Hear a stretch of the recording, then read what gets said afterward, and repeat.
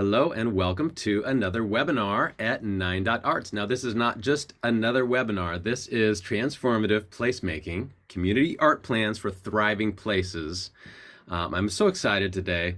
I know that I'm going to learn a lot, and I hope you learn a lot as well. Now, whether you're a developer, a city planner, or you're just curious about art within the built environment, and or interested in placemaking, you're in the right place today.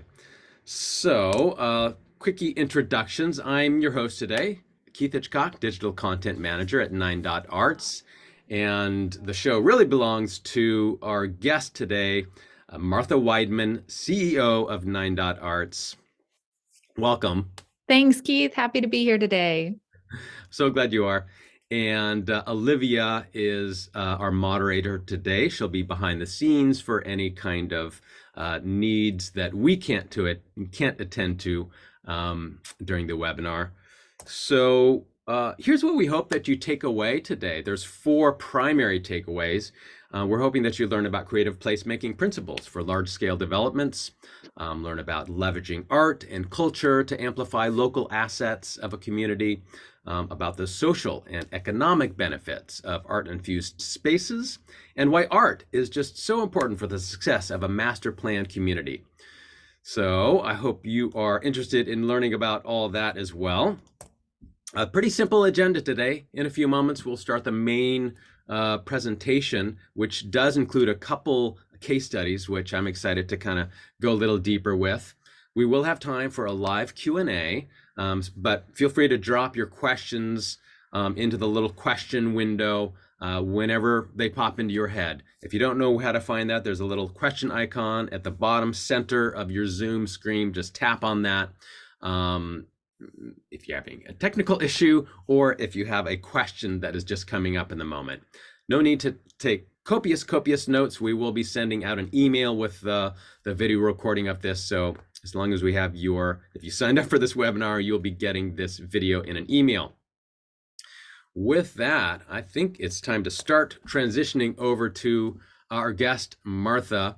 And Martha, would you please start with telling us a little bit more about 9.arts? Absolutely. Hi, everyone. I'm Martha Weidman, CEO and co-founder of 9.arts. Really happy to be here today. Thanks so much for tuning in.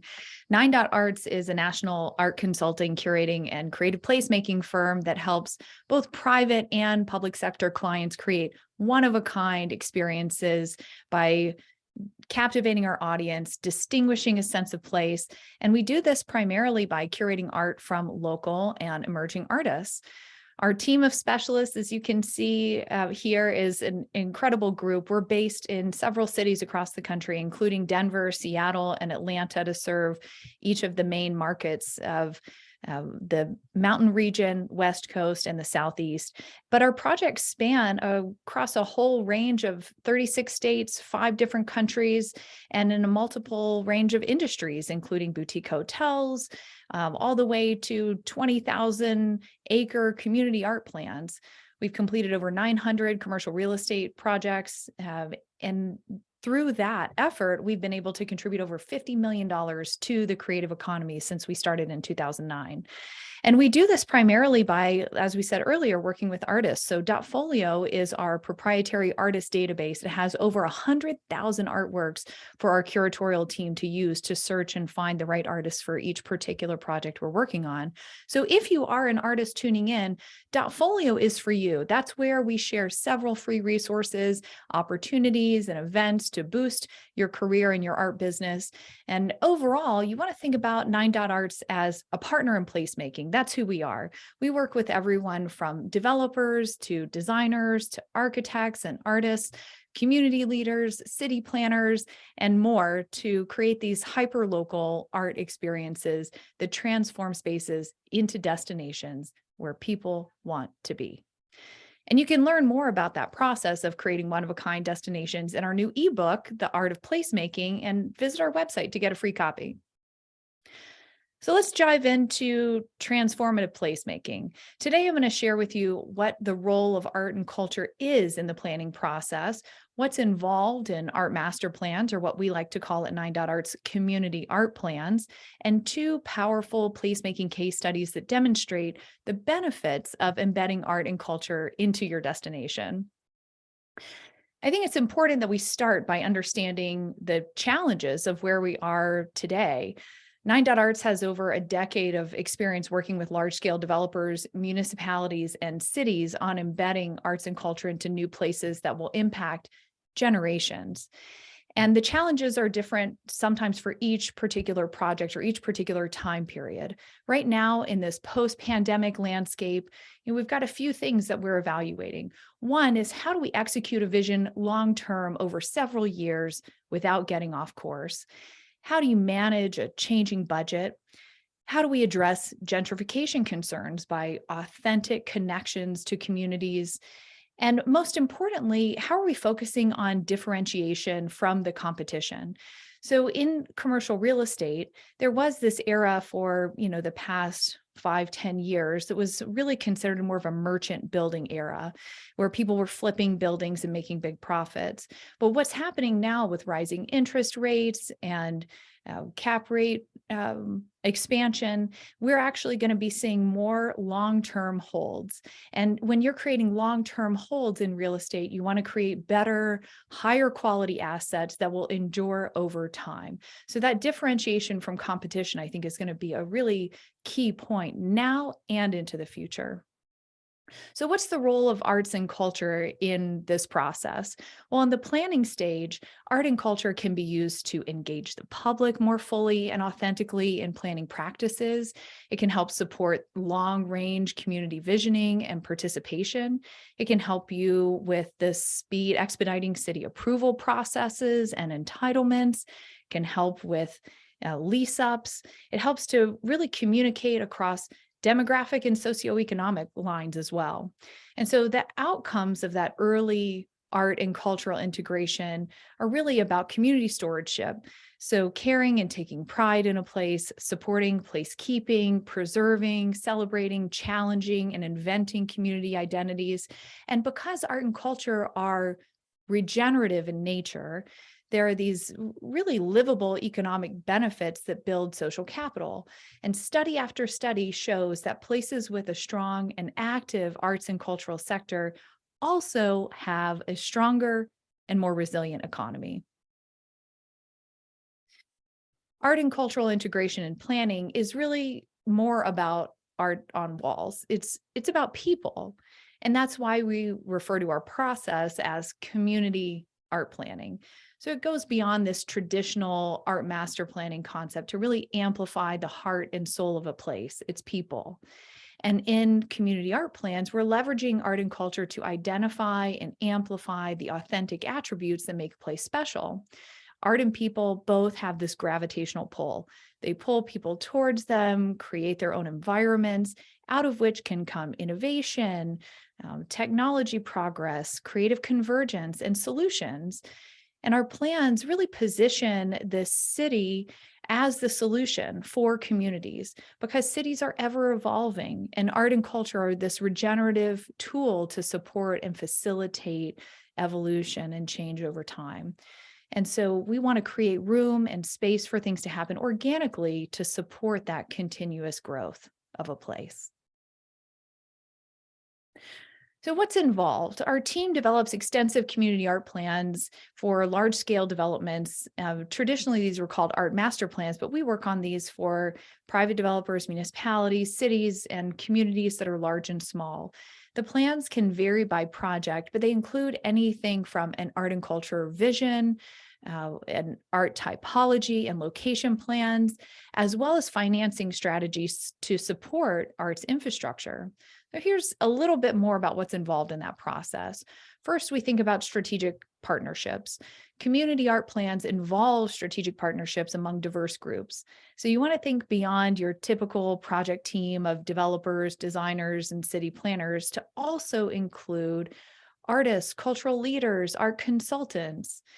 You want to look at a diversity of placemaking professionals to lead to creative solutions that differentiate a development in an authentic and enduring way. And you want to offer new perspectives, connect to locals, and provide overall accountability while also ensuring that the placemaking process just doesn't happen in a silo. So sometimes, community leaders can guide these construction efforts away from something like a sacred space, while artists might help to honor that space through a thoughtful installation that reflects shared values and ultimately leads to greater community buy-in and support for these changes long term. And doing research is a huge component of this. So our team performs in-depth research related to every site. And that could be anything from a site visit to a study of the history of the area, situational analysis of industry trends and demographic landscapes, policy analysis of past arts and cultural plans, reviewing any benchmark studies to give us a sense of best practices, synthesis of surveys, focus groups, interviews. We go out and interview the community to really understand their needs, their wants, and the assets that are there. And vision development workshops are huge amongst the project stakeholders and community leaders to create that shared alignment. And cultural asset mapping is an important part of this as well, because that's taking an audit of the people, the organizations, the networks, and the institutions that we can build upon. And that's leading us into what we like to call the ABCD model. So asset-based community development is a strengths-based approach to planning. And when developing community art plans, we like to leverage this well-established asset-based community development to identify a community's diverse set of strengths and capacities that are characterized in 5 different asset categories. So first, you want to look at individuals. Everyone has assets. How can we uncover them while building trust with the residents? You want to look at associations. People share and discover each other's assets, such as specific cultural populations who come together around shared experiences, interests, and beliefs. How can we help strengthen assets both within and among cultural groups? And then institutions. So people organize around assets. What institutional resources are available to mobilize further civic engagement around arts and culture? Fourth, the places where people choose to spend their time matter. So what are those places and what makes them valuable? And lastly, connections. So people are connected through community. How can we leverage art and culture to increase and strengthen those connections? And this model is different from a deficit-based approach because it focuses on existing strengths that can be further developed through intentional and ongoing engaged community planning. And altogether, asset mapping uses arts and culture to help identify, analyze, and uplift social assets. It's a strengths-based approach to planning that encourages community-driven solutions and further public investment. We then translate this comprehensive research into a site-specific recommendation for embedding art and culture into the fabric of a development. So some examples of this would include key arts and cultural leaders and change makers who could influence a project. So translating arts and culture inventories into a network of influential stakeholders, mission, vision, and guiding principles for programming, a roadmap for future art curation and installation, art typologies, criteria, and locations, art financing and implementation strategies for how to best fund or manage and sustain long-term art and cultural plans. And we study national models for public art financing that are rooted in sustainability and prioritizing local labor. So we'll use these examples to inform a foundational understanding of public art financing and combine that with some contextualized research for that particular project site. So for example, some traditional commercial real estate improvement strategies that we've applied include things like transfer fees or a percentage of construction fee or funds developed from a BID, a business improvement district, or a JID, a general improvement district, or even a special tax district that takes a percentage of ad revenue to fund arts and cultural installations over time.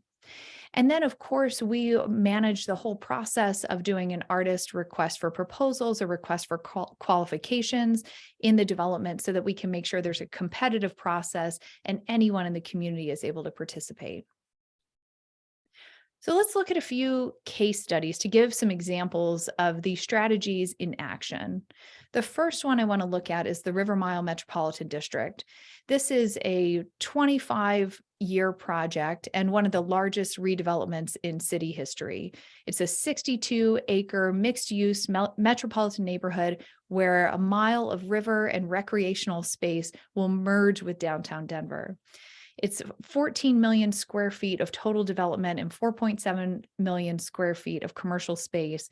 It's surrounded by mass transit, the light rail stops, entertainment, recreation, including we've got multiple universities right next to this site, cultural hubs like Meow Wolf, and two of Denver's largest venues, the Pepsi Center and the Mile High Stadium, are also right next to this site as well. So I like to think of it sometimes as the hole in the middle of the donut, surrounded by the city, but a brand new neighborhood that will come vertical in the next 25 years. So we developed an art and culture report to enhance the neighborhood as this social and cultural amenity. And we did this through site walks, visioning sessions with the stakeholders, and we identified 4 types of art that were going to be important here. One is landmarks. So those are permanent installations that are integrated into the construction of the site, considered art infrastructure. Discovery moments that might be smaller elements. So think of a landmark as an iconic sculpture that might be near the light rail station. So you can use it as a wayfinding tool. You might see it from the interstate, for example. So things that are really large and help you navigate a neighborhood. Discovery moments, which might be, small poetry written into the sidewalk. So things that enhance things at a human scale, enhance your experience at a human scale and slow you down, give you moments to enjoy. And then impermanent and celebratory installation types. So landmark, discovery, impermanent, and celebration. And impermanent and celebration are focused around events or temporary activations that are scheduled throughout the years. And those are considered things like community activations. And so we have locations and planning for each of those types of artwork throughout the space. And then we looked to a study of 10 different developments around the world and investigated various types of organizational structures, income sources, and funding types to determine what was going to be the most effective strategy here. And in our research, we concluded that there were 4 main things that we wanted to focus on. One, the base funding for the River Mile Art and Culture Plan should be a combination of transfer fees and a percent of construction costs. Those would create a foundation for both this permanent art infrastructure and more temporary activations and community services. Second, that a nonprofit should be formed to administer the art and culture program, and then those funds can be bolstered with grants and donations over time. Third, because of the art typologies, the goals, and locations we identified, public art will be meaningfully integrated to maximize engagement and civic pride. And then lastly, that there's this focused and localized arts economy, because many of our recommendations to create not only cost efficiencies, but were to uplift the local labor force by integrating with some of the students at nearby universities to create the arts infrastructure for this site. So the idea is that construction begins on the River Mile, and then our community art plan recommendations will be implemented to achieve an integrated art economy. And that might include localized upcycling, like using pieces and parts of former industries that are there on the site now, creating cost, and that creates cost efficiencies through the utilization of construction and material excess. Employing Colorado creative labor for on-site fabrication of stage sets, signage, and sculptures, even partnering with local universities there. Developing this talent by offering real-world experience through that partnership with local universities and organizations, and creating a fully vertically integrated supply chain with a hyper-local creative retail experience for the River Mile. So, that could look like anything from the current site, which is Elitch's, is going to have some pieces and parts that may or may not be able to relocate. And so these parts from, a roller coaster could be upcycled and reused for creating a playground or a park, or even used by students and recreated into things that can be sold in some of the shops in the River Mile. So really thinking about a full life cycle of that supply chain. And then having art interventions throughout the development and permanent art infrastructure as these layered approaches.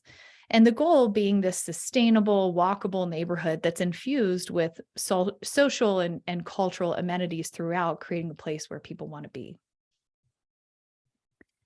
So 6th Street in Austin is our second case study to look at today. This was a 9-block historic entertainment district. It's listed in the National Register of Historic Places. It's home to minority-owned businesses, home to Victorian architecture and diverse cultural activities, from live music to film festivals to biker rallies to South by Southwest. And it was formerly known as Pecan Street.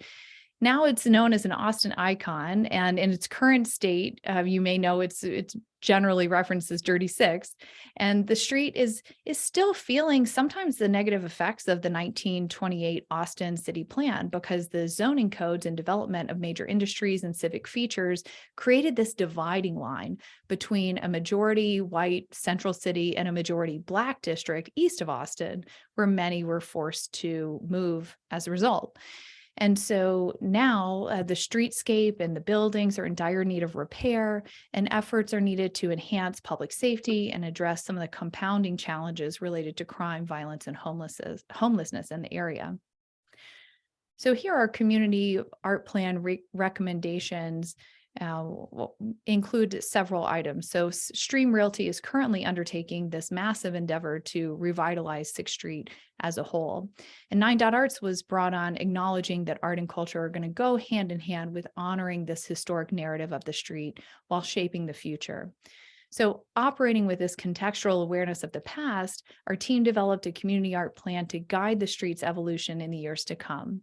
And the plan provides recommendations for art criteria, creating this destination-worthy, discoverable, diverse, responsive, innovative, storytelling, and thoughtful plan, using a multitude of art typologies, so iconic artwork, aerial artwork, murals, discovery art pieces, functional art like benches and signage, multimedia, temporary installations, ensuring that the art and architectural integration are going to uphold our historic preservation requirements was a big focus for this particular plan.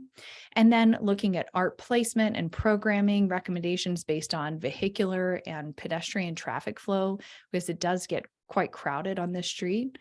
And then developing a local RFP process for future artist selection to highlight those local and regional artists, installation, lighting, structural requirements for site-specific artwork, and then strategies for this arts-oriented community engagement initiative to happen both during and after development, so that the community can take part in the transition of the streetscape and generate, more buy-in and goodwill for this long-term effort.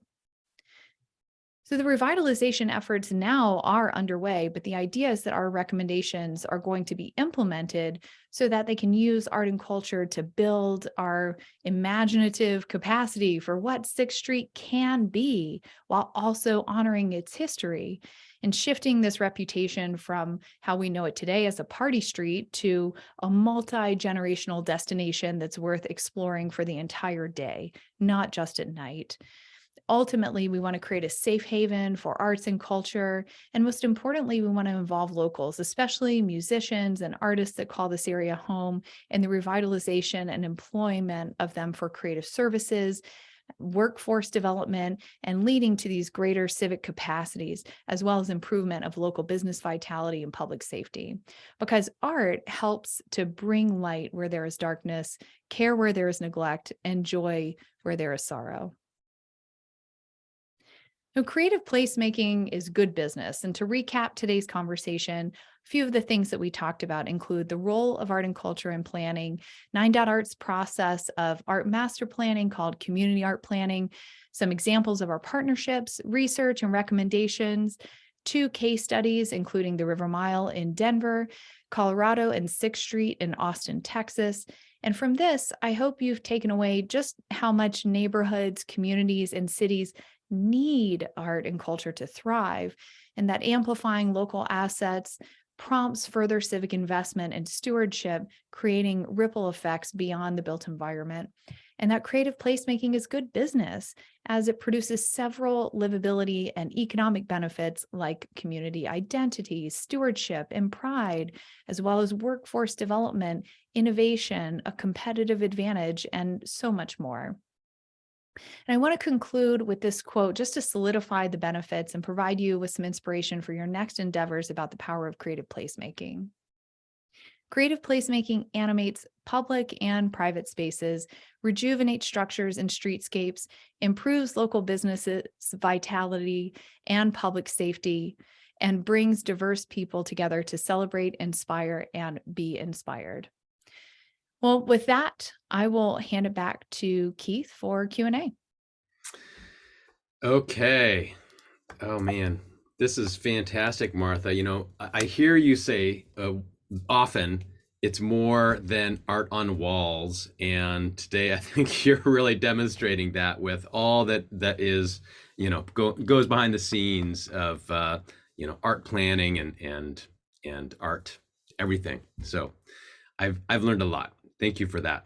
So it's Q&A time. Go ahead and if you haven't yet, drop a question in to the question window. Again, it's that icon at the bottom of the screen, bottom center. You can break that out and drop your question in there. We'll get to as many of these questions as we can in the time that we have, and then we'll move on.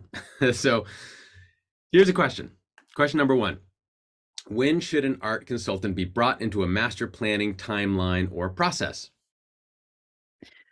Great question. So the real benefits are when you bring, when you bring us in early. So for many projects, we suggest 60% schematic design, or, when you're in urban planning stages, when you know where the streets are going to go and roughly what types of buildings are going where, that's a good time to get us involved. Because we can do art planning early and collaborate with other stakeholders like designers and architects and urban planners, and that allows the art program to inform the progression of the property. It allows us to inform things like traffic patterns, and ensure everything is working together and moving forward together in total alignment. And it not only streamlines communication, but prevents expensive or time-consuming change orders down the road, some of which might require rush charges or construction shifts, depending on what point you're at in the project. And also thinking about what are those financial strategies, some of those financial strategies that I mentioned earlier, like a transfer fee or a special improvement district, those things have to be defined very early on in order for them to be brought to life successfully.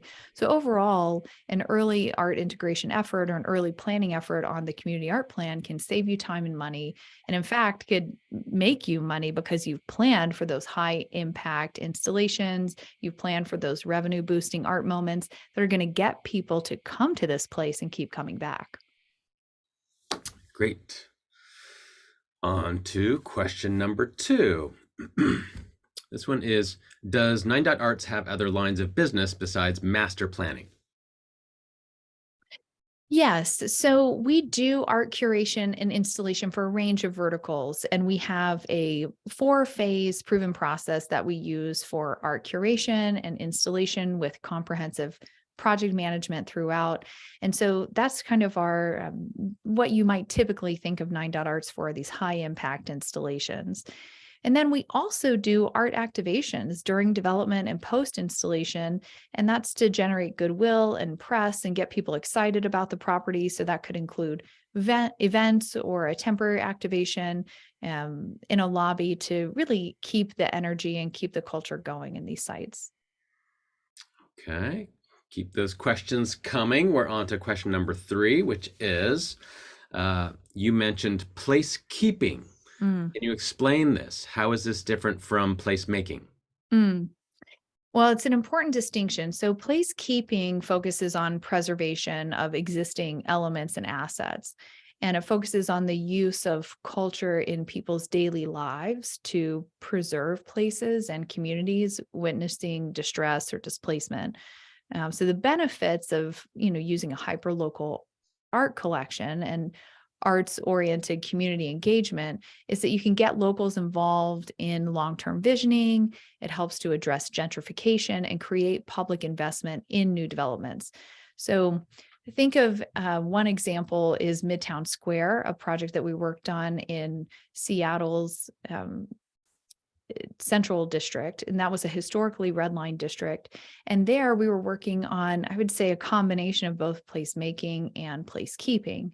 So in that particular example, there was a new development going in, but it was taking over a site that was historically the post office and the gathering place for a historically Black neighborhood. So the Central District was a red line district. It's primarily the Black neighborhood in Seattle. And over time, the population has started to shift. And now there's concern from the Black community that, they're losing that cultural identity. So we wanted to focus on placekeeping of how do we maintain that identity and that belonging of the generations of the Black community that's been there. And we went about that by working with some incredibly talented local leaders like Vivian Phillips, who's an art consultant there, Rico Kirandango, who's the architect, as well as several artists and Black artists who are from that neighborhood in particular. And so Vivian really curated a public art collection that was around those Black artists from the neighborhood. And we helped her bring her vision to life of creating a Black arts and culture space, almost like combination retail / event space in Midtown Square, and helped her build out the business model to make that successful. So that was a combination of using art and culture to both preserve history and reimagining a place as something new. It's great. It's a great nuanced view of things. Great. Thank you for that question. Question number 4. Regarding art financing, what are some considerations and creative strategies that you've seen or implemented? Mm-hmm. Yeah, so we've researched how to best fund and manage and sustain long-term art and cultural plans.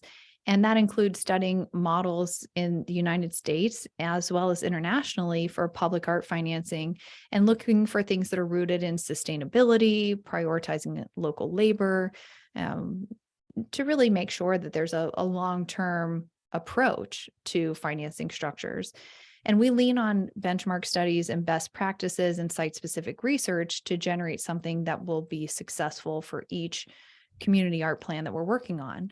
So examples of financing strategies we've consulted on, like I mentioned before, include those transfer fees, percent of construction costs, grants or donations, working with improvement districts like the BID or the JID, the Business Improvement District or the General Improvement District, and special tax districts that might even include things like a percent of ad revenue.